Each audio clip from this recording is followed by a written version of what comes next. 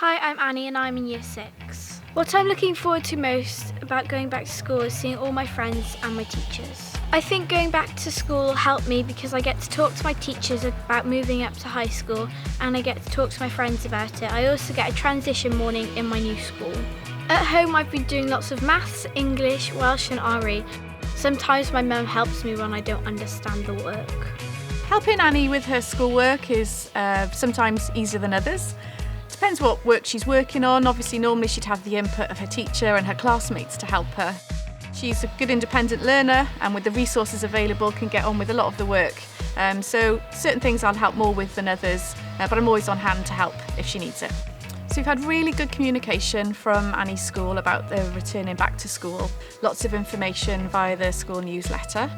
We've had a really good video as well of someone showing them exactly what the classroom will look like, which we think is really good because I think for them to visualise what it's going to look like, because it is going to be different, is good for them to understand it before they're actually there. So I think the effects for Annie of going back to school in terms of her well-being and her mental health are really positive.